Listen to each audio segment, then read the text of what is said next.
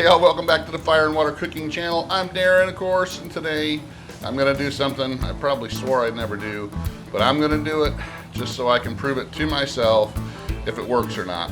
We're gonna go ahead and make a brisket. I'm actually gonna, this is a full packer brisket. I think it's one of the last ones that I got that was at like right around $4 a pound for Prime at Costco. So it's been in there, looks like since July in my freezer. So we're gonna go ahead, I'm just gonna trim the flat off. I'm gonna separate the flat and the point. I'm gonna take the point and make pastrami out of it later. But we're gonna use the Wagyu beef tallow on half of this flat, and the other half we're just gonna cook it straight. I'm gonna inject it. We're gonna put it in the butcher paper and all that. See if it makes much of a difference. I know, I swore I'd never do this, but I have the beef tallow. I might as well go ahead and do it. I'll be right back. Smoking, grilling, getting hot and hotter, sous vide and chilling from Fire and Water.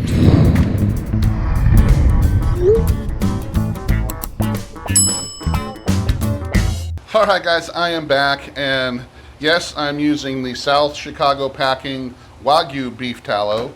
That's what we're going to be using to inject it. And I got, like I said, I separated the point from the flat, trimmed off a lot of the fat, and now I've cut the flat in half because it was a pretty good sized brisket. It was probably good 18 pounds. Probably still got another 3.5 pounds of fat off of it, but the flat was very good size, so I was able to just cut it right in half. This one's probably just a little bit thicker. It's on closer to the point section. It's probably a little bit more marbled than this section here, which was closer to the end. So I'm gonna use this part here, and it's a little bit smaller, a little bit thinner, but I'm gonna use that to inject. This one, I left a little bit more fat on it. It's a little bit more well marbled, so we're gonna just leave this the way it is. So what I'm gonna do today, I'm just cooking it regular on the smoker. I'm using the Masterbuilt 800. I've got that already going. It's already over 100 degrees. We're gonna cook this a little bit hotter than most people do. I'm gonna cook it around 250, 255, and then we're gonna wait till it gets up to the stall. And then we're gonna wrap it in butcher paper. I'll probably put a little bit more tallow in the tallow one, and then we're gonna let that get up to over 200 so we can get it nice and tender and see how they turn out. One of the things I'm going to do today, I'm using a rub. It's a little bit different than most. A lot of people just use kosher salt and coarse black pepper. Well, I'm using that, but I'm also using some black garlic. That's going to make this a little bit of a darker color, kind of like what people use the Hardcore Carnivore or some others that have charcoal in it to get that darker bark looking. Well, I'm using black garlic in this, and it's going to give me the same color wise, but it's also going to give me a nice mellow garlic flavor to it. And I also got a little onion powder in there, and it's going to be a nice little rub sensation instead of just a plain old pepper and salt. So that's what we're going to use today. So it's going to look a little bit different. It's going to look a little darker, like I'm using some Hardcore Carnivore, but it's black garlic, guys. You got to try it. If you haven't ever used black garlic in any of your rubs, you need to try it because it's not a heavy garlic flavor. It's more of a mellow flavor. We're going to use the meat stick minis to monitor the internal temp of both of these. So I'm going to go ahead and get at it. I already melted down some of the Wagyu tallow, and I'm going to go ahead and inject it into this part of the flat here. So I'm trying to get as much of this inside the meat and keep it in there as possible. So I'll be right back. And I got my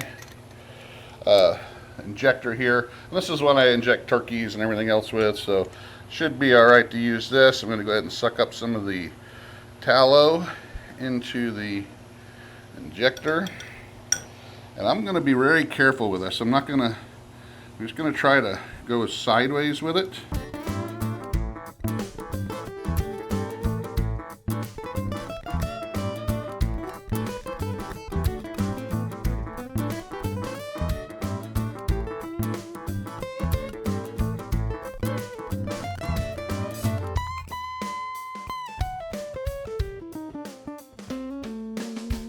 So I think that's going to be about enough tallow. I think a lot of that hopefully is going to stay within there.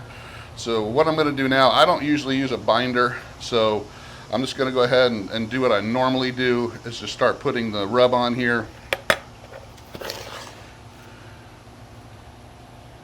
I'm going to start with the non-tallow one first.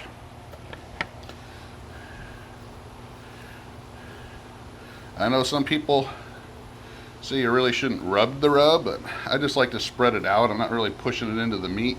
I do have the meat stick minis already in the meat, so you can see that. So like I said, I'm not really going to try to rub this into the rub. I'm more just spreading it out, because I don't have this in a shaker, so it makes it a little bit harder to spread around. But as you can see, this is going to be pretty dark. Alright, so I got this one done. I'm going to go ahead and do the other one, and then I'll be back when we're sticking it on the Masterbuilt. Alrighty guys, these are ready to go on. We're going to sit there and let them get up to about 160. Alright, now it's time to wrap. These are all ready to go. Got a pretty good bark on here. So I think we're ready to go ahead and get these in the wrap. So this here's the one with the tallow that was injected. Now on both of these I'm going to put just a little bit of beef broth in there, and then we're going to go ahead and dump some of this extra tallow on the one that we injected with the tallow, just so that we can make sure that we got enough tallow in there to see if there's a difference. Okay, this one here is without the tallow. We're just going to go ahead and put a little bit of the beef broth on this one as well, and we're going to double wrap it just like the other one, and we're going to try to get it to up to around 204 or so. Alright guys, I think we're done here. I'm going to go ahead and show you guys just what these look like. I've had it resting now for a couple minutes, so it's finished off at around 204 or so. So we're going to go ahead and I'm going to show you first just what the wraps look like. Okay, so here's the non-tallow one, here's the tallow one, and I know that because the way I put them on the tray here, and this one's smaller, this one's still a little thicker and heavier. So I'm going to go ahead and open these up, put them out. Now it does, like I said, since we put that tallow in the wrap as well, it does look like, you know, there was a lot more fat in there, and it made the paper a lot more wet and greasy looking for sure. So that's the one where the tallow was injected and put in the wrap. But I tell you what, even though this one here did not have the wrap or the tallow in it, it's just as wet looking as the other. So I'm going to go ahead and put that, if you see. And this is how wet and greasy that one looks. So personally, this one actually looks a little bit more go ahead and take the thermometers out. This one here actually looks a little bit more wet than this one did, but I can tell, like I said, both of them are pretty wet, pretty fatty. We just want to see if this one here, the tallow was injected and put in the wrap, if it can actually taste any difference in it.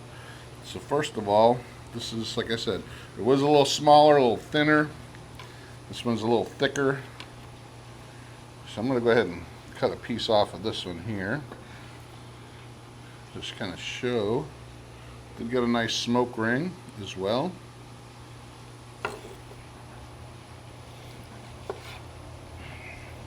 Remember, this is a flat only. There's no point in here.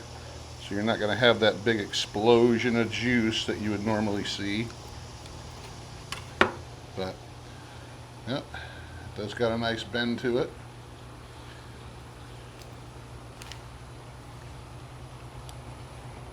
Nice flavor. for the non tallow. Make sure I got these. Okay, here's a tallow injected one. Nice smoke ring here as well. Nice bend as well. It's done, pulling apart fine. Well, I can tell you what, the rub works really good. They're both super tender.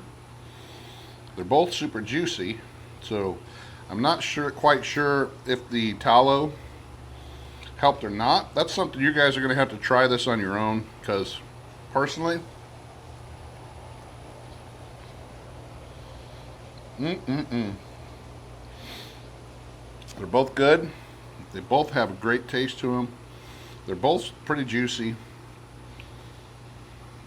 I can't really tell that much of a difference. So that's something you're gonna have to try on your own. I can use this tallow for lots of other things, but as far as injecting it and putting it in the wrap, I don't think I'm gonna need to do that anymore with the brisket. The brisket's got plenty of fat in it already. So to me, I think it's gonna pretty much a waste of effort and time to do that, but check it out, guys. Try it if you want to. A lot of people swear by it. Some people, you know, think that the Wagyu beef tallow is the way to go with brisket, especially on a flat. You can give it a try. Thanks for watching. Follow us on Facebook, Instagram, and I'll see you again on the next Fire and Water cooking video.